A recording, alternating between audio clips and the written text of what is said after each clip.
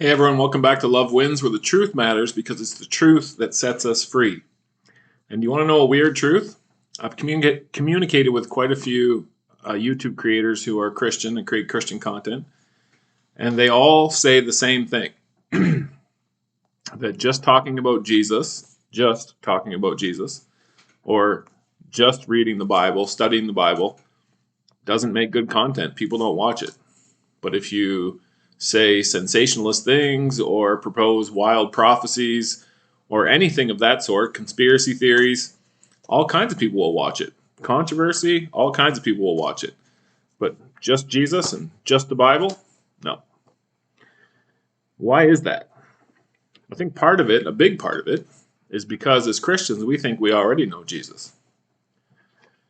But it's Good Friday, and the fact that we call it Good Friday is already troubling. Because if you interviewed anyone who was there at the cross that day, who cared anything about Jesus, they would not describe the day as good. Now, the results are good. What happened on Sunday was good. Doesn't make Friday good. John Stott, who died in 2011, he's an Anglican priest, was ranked by Time magazine as one of the 100 most influential people in the world in 2005. He said this: before we can begin to see the cross as something done for us, we have to first see that it was something done by us. Let me say that again. John Stott said, before we can see the cross as something done for us, we have to see that it was something done by us. And that's the truth. The greatest enemies of Jesus were people who professed to believe in God. The greatest enemies of Jesus were the people who were waiting for the Messiah. The ones who killed Jesus were the leaders of the movement who was proclaiming a Messiah was coming to the world. How can that be? Because they didn't know their Messiah. Well, how can that be?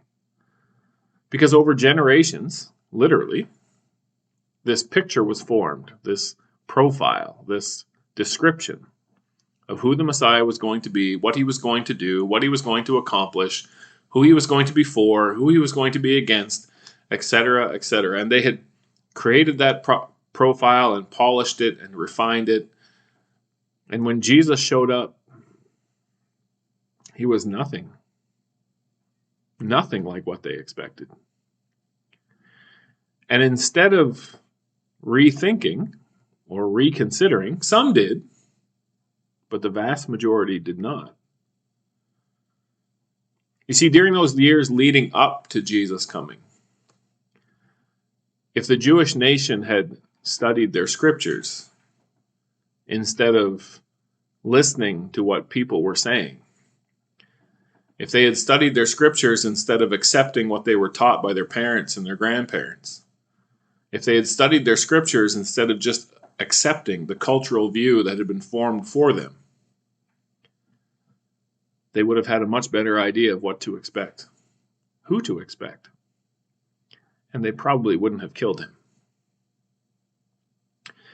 I have a blog. I'm blogging through the book of Acts currently, and every morning I get up and I read a little more and I write about what I find. I'm currently in chapter 17. And in chapter 17, Paul and Silas are teamed up and they're traveling from city to city to let people know about Jesus. And their pattern was they would go into a city, they would go to the local Jewish synagogue, they would start there with the Jews, describe who Jesus was, his death, his resurrection, that he was the Messiah. And inevitably, whenever he did that, it caused a division because some Jews would hear what they had to say and believe it, and other Jews would say, nope, that's not our Messiah. And friction would follow. And in Thessalonica, in chapter 17, it was more than friction. The people who didn't believe what they were saying formed a mob and went hunting for Paul and Silas. When they didn't find them, they arrested the man whose house that they thought he would be in, Jason, and it wasn't good. So Paul and Silas, when they found out what was going on, they left town. They went to Berea. When they got to Berea, they went to another Jewish synagogue and repeated the pattern that was their habit. And again, there was division. But in Berea, something was noted that was never noted in any other city they had been to.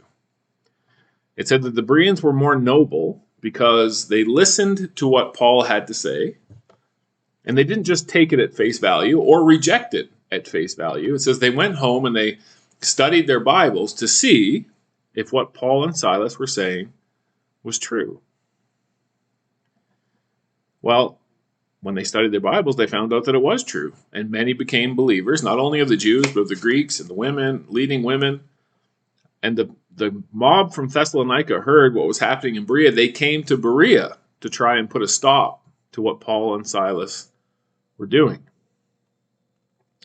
So it wasn't enough to kill Jesus. Now they're hunting and killing anyone who wants to believe in Jesus, based on their false ideas of who they thought the Messiah should be, instead of accepting who he actually was. You say, well, that was then and that was them. That would never happen today. Well, it happened again in the Christian church in the Dark Ages. The church official had very defined views of what truth was and how things ought to be. And anyone who dared sway or veer or turn from or think differently than the official church was hunted and killed. And it led to this great movement we can now refer back to as the Great Reformation. Millions of people were killed by the church. It was so bad that around the year 2000, I think it was the year 2000, Pope John Paul II apologized publicly for what the church had done back then. You say, well, that was them, that was them. That would never happen now. Well, maybe. But the Bible I read says it will happen again. Jesus simply warned, the day will come when men will kill you and think that they're doing God a favor or a service. And the book of Revelation describes humanity being divided into two groups. And the group that does the attacking is described as being like a lamb, but speaking like a dragon, looking like Jesus, but acting like Satan. That can only happen, and history has proven it repeatedly, when the people who claim to believe in God don't know God. And the reason they don't know God is because they've accepted a picture of God created for them by the culture and the people before them and around them, instead of actually taking the time and making the effort to discover who Jesus really is and what God is really like. I don't like controversy. I don't like arguing with people. I don't like getting involved in stuff like that. But every once in a while, I'll throw a question out just to see what will happen. Just to see if the person who has made a claim is actually open to reconsidering. So recently, I threw a question out to a guy who had made a YouTube video against women as pastors. I never finished the video because I got far enough into it to realize this guy is not just off on one issue, he's off on many issues, and he's very confident and very arrogant. But I had already posted the question, and I just left it. And the question was, I'm curious from where in the Bible you get infant baptism. You see, some churches baptize people when they are of age and make the choice to get baptized. Some churches baptize babies. Now, pretty well all societies agree that you wouldn't get married until you're an adult and you're of age and you can choose. And we look very much down on or with disgust at cultures who allow children to be married, especially married to adults.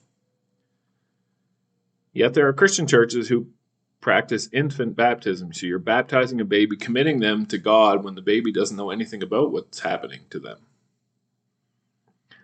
So I just put the question out there. I didn't agree with it. I didn't disagree with it. I just put the question out there. And he responded by, I'm curious where you find anything in Scripture against it.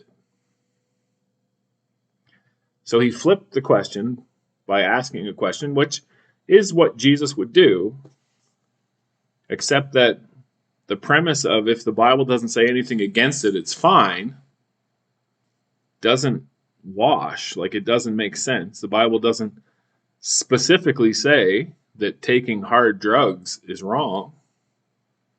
But if you look at the principles of Scripture and taking care of your body and so on and so forth, it obviously is.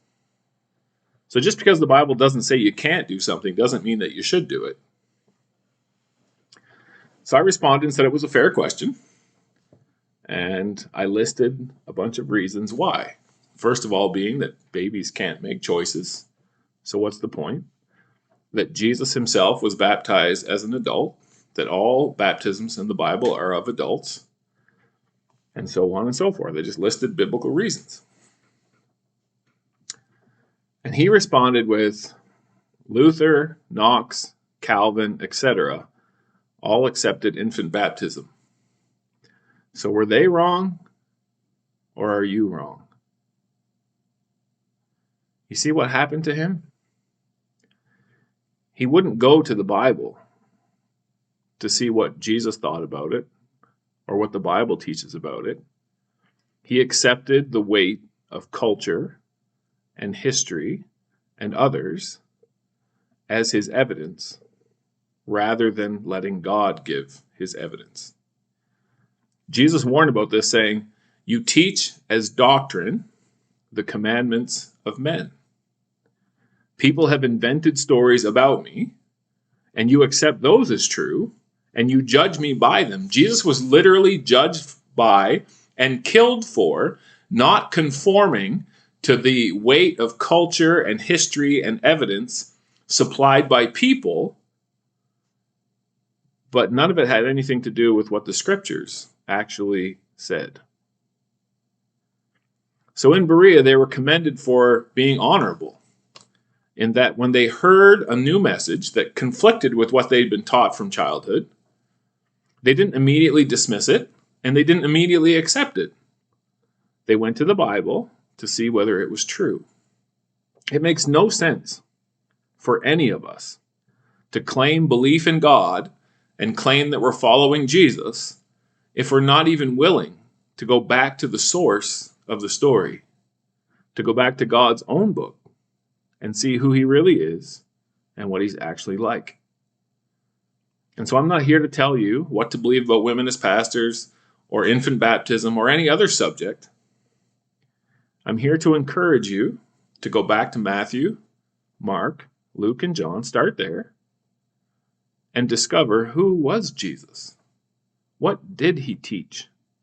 What was he like? What was his message? What was his character? Who was his audience? What were his goals? What made him angry? What made him happy? What made him sad? What made him frustrated? Why did he come? Why did he die? And what comes next? Why are we still here? Where is this Good Friday and Resurrection Sunday? Where is it taking us?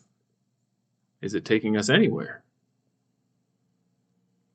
I propose to you that we're headed towards another crisis where Christianity is going to morph into something that's nothing like Jesus. But they believe they are. They'll believe they are. And they'll hunt down people who disagree with them. Not based on who he is, but who they think he is. It's up to you. But I encourage you, find Jesus for yourself. We'll see you next time.